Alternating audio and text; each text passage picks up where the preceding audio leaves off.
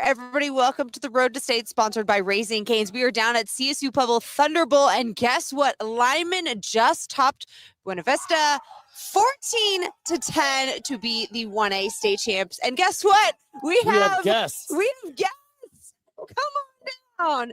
This is the most outstanding player. I always get that mixed up with Colorado. Congratulations, Camdyn. Go ahead and put your headset on. Congratulations. Thank you. Congratulations. Thank you. A state champ and this awesome trophy to add to your wall. How does it feel? This is the best thing I could have ever hoped for this entire season. All the guys I played with, all my coaches.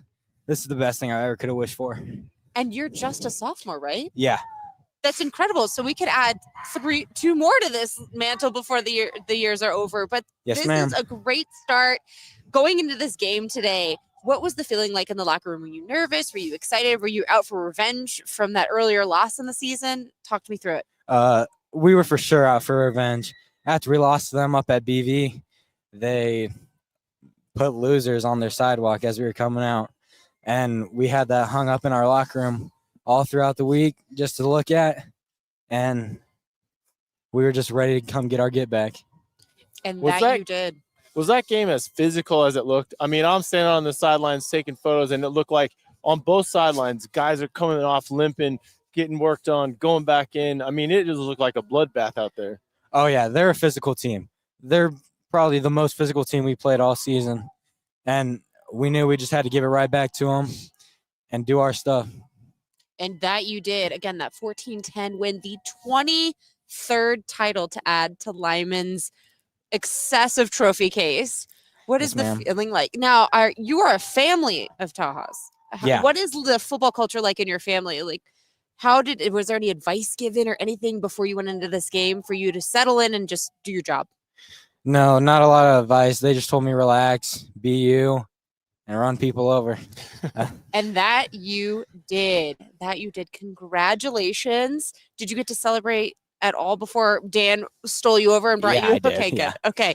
Well, we just want to say thank you so much for spending some time with us today, and congratulations on the win. And before we let him go, did you know you had it on the 4th and 1? Did you know you had it when you went down? Yeah, I knew I had it. When number 3 came and cut me, I put my hand down and started crawling forward a little bit. And when the ref came over and he said, "No, I got the spot," I knew we got the first. And that was pretty much what sealed the deal. We'll get to those highlights just a little bit later, but there was a big go for it on 4th and 1. Lyman really, I don't want to say risked it all, but there was still enough time that BV could have come back and done something if you guys didn't keep it moving. You know, if there was a chance, and you guys took a big chance, and it paid off because of your efforts and the rest of that O-line and the rest of everything that your team has done this whole game. So very telling. Congratulations. Thank you so much. Yeah, thank you. Thank you for coming by. Congratulations. Thank you. All right, Coach, it's your turn. We won't keep you too long, I promise. We got the Coach Odwire sitting here with us.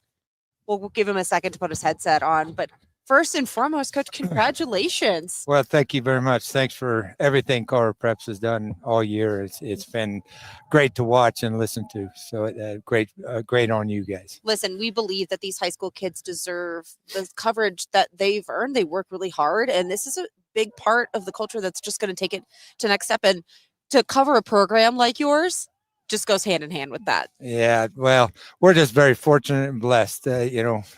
My grandmother told me a long time ago, God bless me, and I think she's right. I think she's right too. Adding a 23rd state title to this Lyman legacy. How does that feel for you and this team right now? Well, it's really hard to say. I mean, I don't look at it as that. I look at it as my kids doing what they have worked so hard to do. And we talk about it all the time, and we want to have intentional focus and, be intentional every play. And, I read something and actually watched something this week, and, don't worry about the outcome. All right. The outcome is a distraction. All right.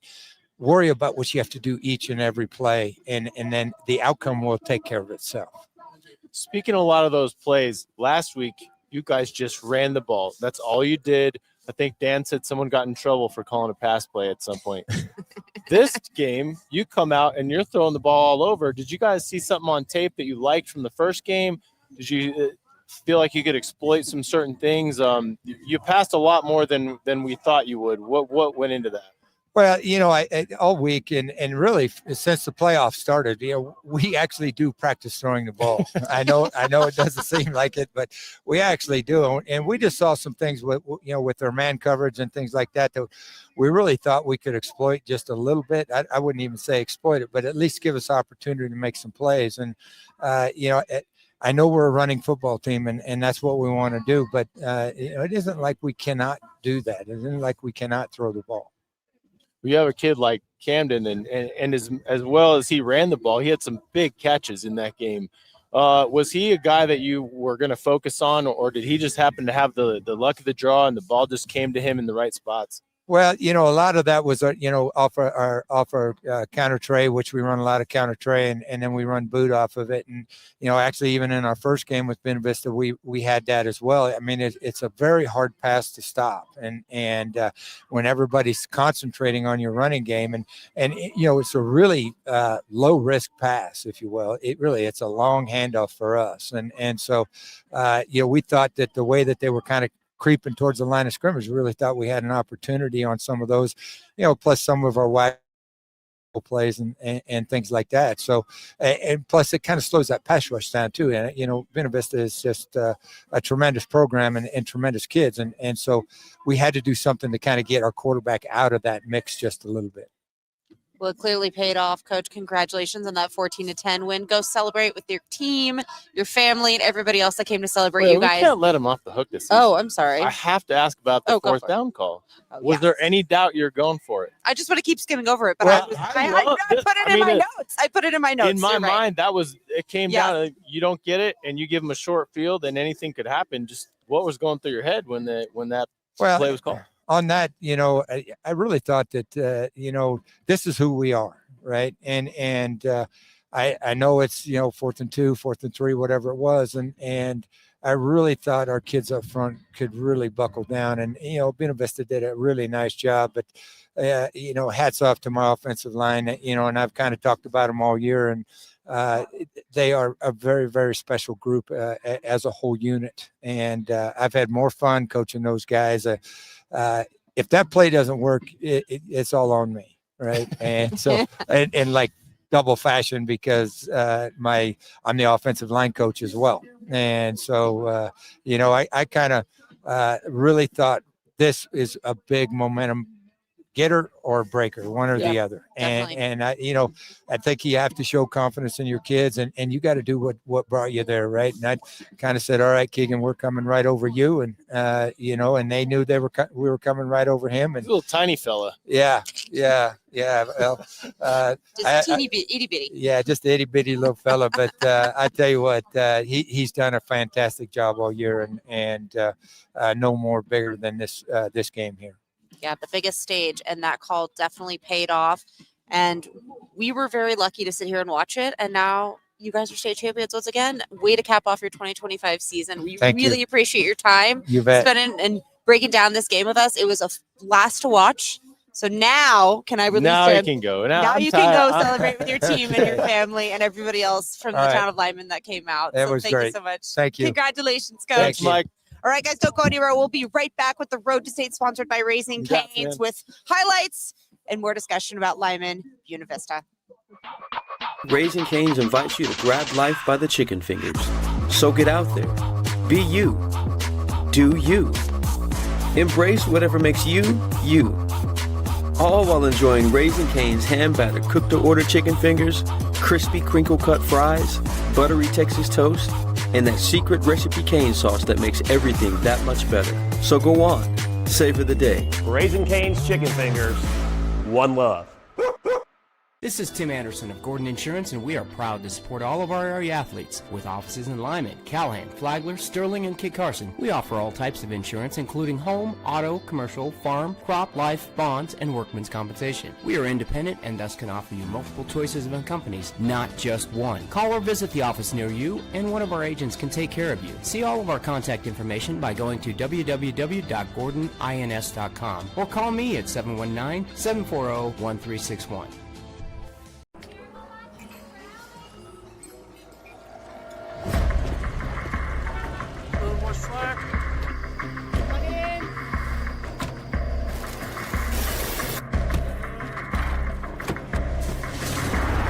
Whoever said work smarter, not harder, didn't realize you could do both.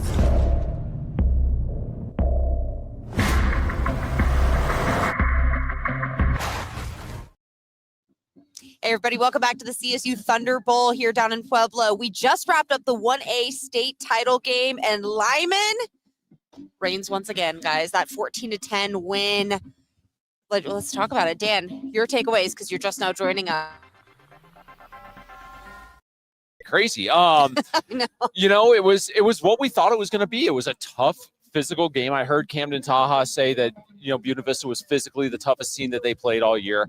Doug, you even said it when we were down on the field in the fourth quarter. Both these teams are just beat up right now, and you can see it. Yeah, they were tired. They were hurt. I mean, it's an ice bath all around tomorrow. I mean, and the game was won in the trenches. We talked to Coach Odwire about some of the passing plays, but as he said, and I really hadn't thought about it, that's just it's almost like an extended running play. The pass play that they kept running made sense, but that pass play, a lot of battle takes place in the trenches to make it work. And you could just see, I mean, these guys were hand-to-hand combat all game long, and it showed. Well, and it was funny for anyone who was watching the game on the NFHS network. If you see him, I mean, he's hard to miss. The Malott kid, number 55 on the offensive line for Lyman, Dan DeRose, who's the Colorado chapter or the president of the Colorado chapter of the National Football Foundation, called me and said, "What do you think about making this kid the MOP? If I were to do this, how would you feel about it?" It's like they are defined by their running game, and that kid opens up a lot of it. Mm-hmm. Like if you have a chance to give it to a non-skilled kid, I mean, we heard Zach Stats from Paxton last night. Yes. The first thing he did was praise his offensive line for his numbers. Listen, good offensive skill guys know they can't do their job if their offensive line isn't centered and isn't the backbone of that offense. Right. And so it was very clear today. So in a good physical game like this, I think that would have been a fine choice. Yeah. You really couldn't go wrong with Camdyn Tacha. Well, I don't know if you could hear it, but when we were interviewing Coach Odwire, he said, "Hey, when the game came down to 4th and 1 and he had to make a call, he's the offensive line coach of this team. Yeah. He said, I'm going with what got us here, and we're going to run right off Keegan Malott. And that is, to your point, you pick that play, not so much because you have a great running back or a great play call. You pick it because you have one guy who's going to mow over the opposition. Yep. And he did it just enough. But you got to give Buena Vista credit because that was this close. Right. Oh, yeah. This close. They got the chains out. They measured it. We had to be sure because it was, from the naked eye, very unclear. So. Well, and we were standing there together. Both teams celebrated when the chains went out. That's how close it was. And it wasn't like the old South Carolina, Michigan controversial measurement. No. It was genuinely centimeters. Yeah. It was very close. But Camdyn said that he was like, I kind of scooched forward, and the ref was like, no, don't worry. I know where the ball goes. So he knew that at that moment it was secured and they had made the right call and they got the job done there. So, and that was just with under 2 minutes to play. That solidified the game right there, that play for sure. And nearly identical results, 13-10 Buena Vista in the regular season, 14-10 Lyman here. I mean, everything you would have wanted for a 1A championship. Yeah, I mean, we talked about that on the Colorado Preps Weekly show. We talked about it on the Raising Cane's Road to State show, pretty much leading up to this moment, that this was a crash course designed for these two teams because they were the best two teams in the state at the 1A level. And they did not disappoint. If you want high-flying football, if you want big scores, okay, maybe. But that game was it was old-school football. Yeah. It was smash mouth. It was one in the trenches. I mean, that's what we wanted. That's what we got. Listen, let's go ahead and take a look at those highlights real quick before we get too much deep into the weeds about it. But let's go ahead and highlight these kids. Buena Vista up 3-0. Hudson Wingo with a 12-yard to Caleb Pierce. 10-0 after the extra point. And then into the second, we got Jacob Jakic, 3-yard rush. Badgers on the board, still down 3. And then again, like we've been talking about a lot during this bridge show right now, it was that 4th and 1 call to go for it for Lyman that sealed the deal. And that 14-10 win is where we crown the champs for their 23rd title in school history. So Most in state history. Most in state history. But I mean, Lyman's held that distinction for a long time. I was going to say, does anybody come close to that? It's not like they've the gap. Yeah. Yes. It's going to be harder and harder to catch up with Lyman. and we can get more into this here in a minute, but like you're widening the gap against a team like Cherry Creek, who was very, very close to not getting into the state championship. Do we have updates? Do we have updates on that score? I mean, we have that went final 21-13. 21-13. Okay, over Valor. So Cherry Creek punching their ticket to Camden Stadium next Saturday. Yeah. 5A I mean, we can run down the rest of that action if we need to. Yeah, we'll do that right after we come back. So don't go anywhere for the Road to State show sponsored by Canes. We'll be right back here at the Thunderbowl. Raising Cane's invites you to grab life by the chicken fingers. So get out there. Be you. Do you. Embrace whatever makes you, you. All while enjoying Raising Cane's hand-battered cooked-to-order chicken fingers, crispy crinkle-cut fries, buttery Texas toast, and that secret recipe cane sauce that makes everything that much better. So go on. Savor the day. Raising Cane's chicken fingers. One love.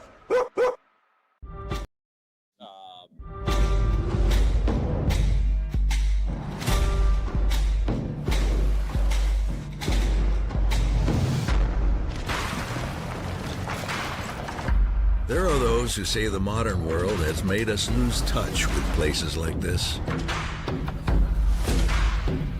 We say, that depends on what you're driving.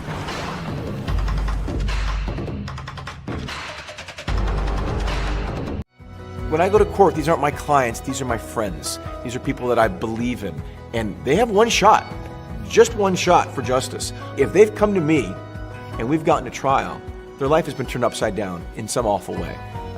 And I am their only hope. I need to be their champion, to quote Prince Oberyn from Game of Thrones. They need someone in this trial by combat that can fight for them. I'm all they have.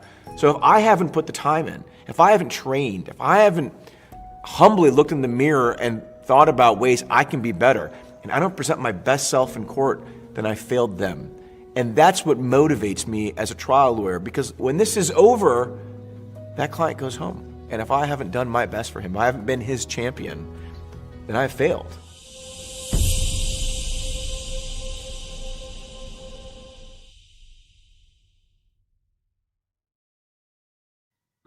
And welcome back to the Road to State, sponsored by Raising Cane's. We're down at the Thunderbowl in Pueblo, wrapping up the 1A state title game just moments ago. Lyman taking it over Buena Vista, 14-10, almost like Dan said, a reverse of that regular season score, 13-10, except BV won that one, and they walk away with the second place today. All right, taking a look. Now we turn to 2A. Still feeling Wellington on this one, guys. Elizabeth, they've just taken the field behind us. Both teams are warming up right now. Kick is at 5 p.m. So we're getting closer. 44 minutes on the countdown. 44 minutes on the countdown. Rock on. So yeah, I'm with you. I think Wellington, they came in fired up. We've heard them pretty much marching around the Thunderbowl all afternoon. I ran down to kind of give everyone a heads up of, hey, just keep in mind when this game's over, we might be pulling your people up this way. And I saw Tanner Gray, the Wellington quarterback, and he looked at me and all he said was, "We got you," because hey, they're paying attention. Yes. Yes. I want to see another great game, though. I want to see if we saw nearly a replica, an exact replica of what we saw in the first game. It's going to be a great day because, as much as we want to sit there and say, get these games over in regulation, we've got things we want to do. We want to go home. We want to get warm, all that. Dan, who is saying this? I'm not saying I don't know. Doug, I don't know who your friends are. Danny's definitely not saying this. Danny wants to stay here all night. At the end of the day, we want good football. 100%. And I feel like the 1A championship game was quintessential. This is what a state championship game should look like. It should be physical. It should go down to almost the wire. Like, it still could go either way. And that's what I love about that. So I agree with you. If we get another good game, I'll be stoked. Yeah. And what I like about this one, and I mentioned Tanner Gray, I caught up with him earlier in the week during the walkthrough here. And if everyone remembers, we talked about it in the pregame show, that TCA should have been fumble.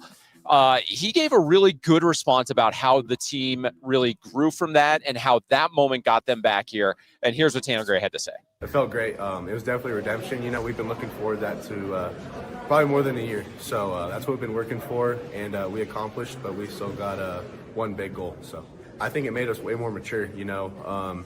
We had a lot of mistakes last year in the state championship and a lot of mess ups and stuff we could have fixed, and we've used that, and we used a lot of our motivation towards that. So big group of seniors and a big group of guys that are really good players and really good people. Yeah. Well, I think that pretty much sums it up. And I think that also shows the point of view that they've had going into this entire season. And I would assume how they're coming into the stadium tonight. Yeah. And he touched on it a little bit to where it felt great to get that win over TCA last week, you know, that win in the semifinals to get them back here. It's one of those things. I joked around earlier in the week and said, is that going to be the reason that this becomes a letdown game for them? Which I don't think it is, because I think they've done a very good job. Coach Peoples has done a very good job. And he even said it, week to week, they go in and they have to be prepared to play good teams. Very good. All right. Before we let you go and before we get you ready for kickoff. Oh, wait, we're good. We're good. Yeah, we can. You got to be prepared to play good football teams, and it comes down to 1, 2, 3, 4 plays, and not the fumble I'm talking about. I'm talking about plays other than the fumble. You got to work hard. You got to prepare for moments, because those small moments are going to be the ones that get you where I think we want to go. Yeah, and he's had that mentality the entire time. We talked about how that's kind of instilled a good sense of maturity and growth in his team that's helped get them back here. I can give you a little insight, though, because as you know, our staging area is basically the same area that it's not their locker room, but they're ready to come out. And I was downloading photos and preparing notes and things before, and at no point in the pregame speech did anybody talk about that fumble. They talked about execution, they talked about discipline, they talked about one play at a time. I think they're done talking about it. I think they're ready to put it past them, and I think that's the beauty of football, is that we're going to see it on the field. Yeah, and you're going to see the same thing on the other side. I mean, we've talked about Elizabeth and how that team, we haven't talked about that team a lot this year, and they've just gotten better week to week. And their Coach Zosh over at Elizabeth, he had a great clip the other day talking about the growth of his team from the start of camp to where they are now. It's funny, coaches and I were talking this weekend about from where we're in camp to where we are now, just how much better we are. And you know, it's incredible that how much these kids have worked to get better week in and week out. And that became apparent when they beat Brush, who was an undefeated team who a lot of people had as kind of that 2-way sleeper that was going to make a run. You know, you had Strasburg, who got upset by Eaton.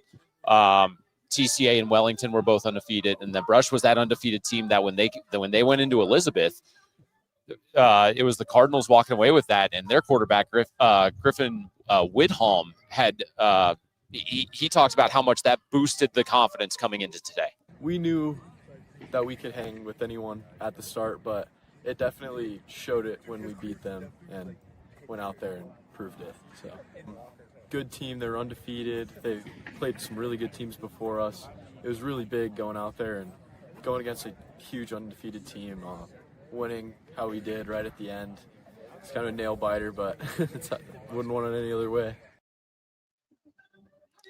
Well, it sounds almost like that they were almost a little surprised that they kept going. But I feel like it sounds, as time went on, they got their feet underneath them. They're settled. They're accepting this role of, hey, we're in the state finals. It's going to be a good game tonight. And they're going to have to do the same thing. They're going to have to beat an undefeated team who's playing very, very good football, who likes to run the ball. And that's how they beat Brush. They have the blueprint. That's the thing, is they have the blueprint of how to come into an environment like this and win the game. It's just really going to come down to who executes better. Again, let's have another great game on the clock. What do we got on the 38 minutes, 21 seconds until we kick off this 2A state championship game here at the ThunderBowl. But before we let you go and before we let you get ready for that game, let's touch base on some of the semifinal games that we saw. Dan, one that we were watching, keeping a close eye on, was that Valor Cherry Creek game. I mean, with final 21-13, Cherry Creek did come out over Valor, but we were not sure there for a minute. No, because Valor had them down 13-7. And for the second week in a row, Doug, you said it earlier in the week, Cherry Creek looked beatable.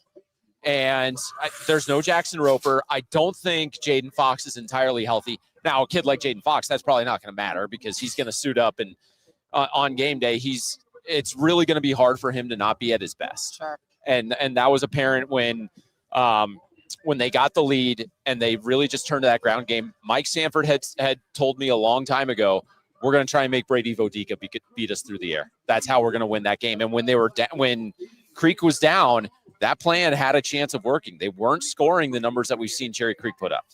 I think, games are always won by players, especially at the high school level. Kids win games, but man, that's a battle of two great head coaches right there. And you could tell that it was a chess match. We watched kind of intermittently while we were keeping track of this game here, but man, it was down to the wire because both coaches, they were dialing it up. They had to play chess, and Valor did everything they possibly could, and I think it just shows you how good Creek really is and how deep Creek is. You mentioned the injury to Jackson Roper. I imagine that they'll be even a little bit better next week in the state championship game, having one more week of chemistry along that offensive line. Yeah, definitely. Another score to take note of: Ralston Valley Mountain Vista tied 14 at the half. We got Palmer Ridge over Montrose 31-29, punching a ticket to Canvas next Saturday. Dakota Ridge over Heritage 31-14, final score from that game. Pomona, we talked about that earlier, taking it over Palisade 42-29, the final there. And then Windsor over Holy Family 21-14, the final for that game as well. So we got a lot shaken out, one more to go, and we got 2A on the clock, just 36 minutes to go until we kick off this 2A state championship game. Any final thoughts? Any final picks? Any final keys to the game that we need to note? Oh, it's everything that we've said. Whoever runs the ball best is going to win this game. Very similar to the 1A game. I think Wellington's going to win, and I think Tanner Gray will be on this table. He'll be on this table game as the MOP. I think that's a very fair prediction. He's been saying it all year. I have no reason to disagree at this point. We call him our little encyclopedia. All right, guys, thank you so much for joining us for the Road to State Bridge show. We're going to kick off with this 2A state championship. We'll keep you all the post-game coverage right here after the game.